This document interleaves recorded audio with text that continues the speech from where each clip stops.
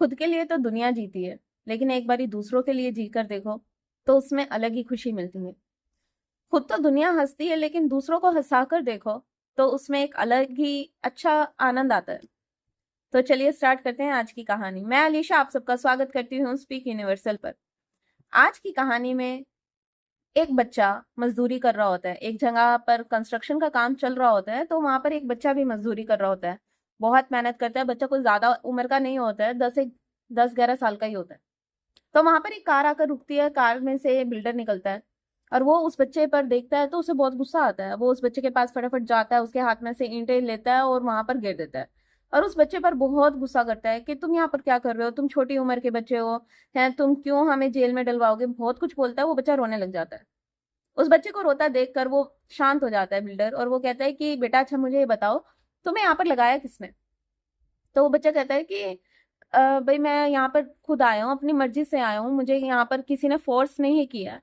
भाई मैं पैसे कमाना चाहता हूँ और मुझे जरूरत है। तो वो कहते हैं कि तुम्हारे पापा कहाँ हैं, जरा पापा को बुलाओ। वो कहते हैं मेरे पापा तो बीमार हैं, वो घर पर है।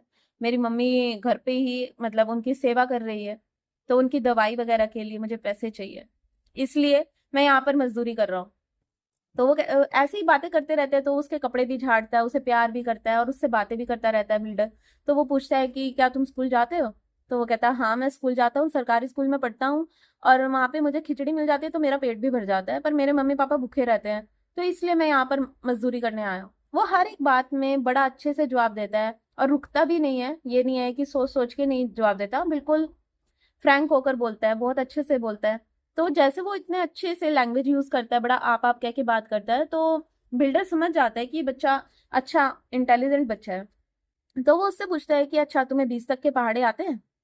तो वो कहता है हाँ मुझे 20 तक के पहाड़े आते हैं। वो बड़ा चौड़ा हो जाता है, वो बताता है कि मैं स्कूल में मॉनिटर रहा हूँ और मतलब मैं सबसे होशियार हूँ अपनी क्लास में। तो वो कहता है अच्छा चलो ठीक है।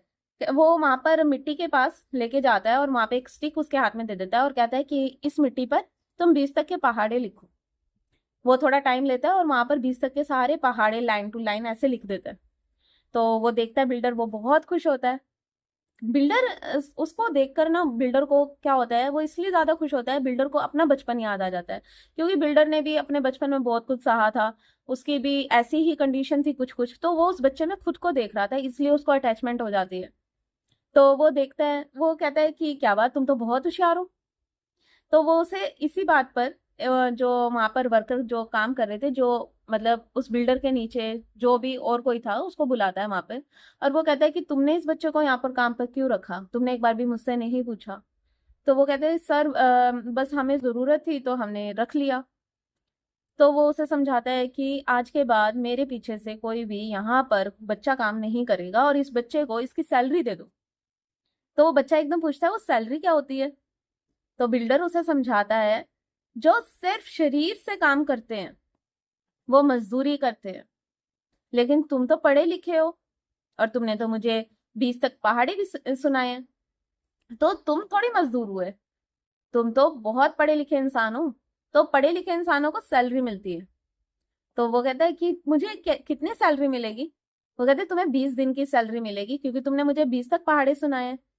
तो वो जो बिल्डर के नीचे जो काम करने वाले एम्प्लॉय होते हैं, वो उसको कहता है कि जाओ तुम इसको 20 दिन की सैलरी, इतनी सैलरी दे दो और इसके पापा का इलाज भी करवाओ अच्छे हॉस्पिटल में, और वो जल्दी से ठीक होकर यहाँ पर आए और उनकी मतलब उनको भी यहाँ पर अच्छे से रखो और इनकी मदर को भी काम दो।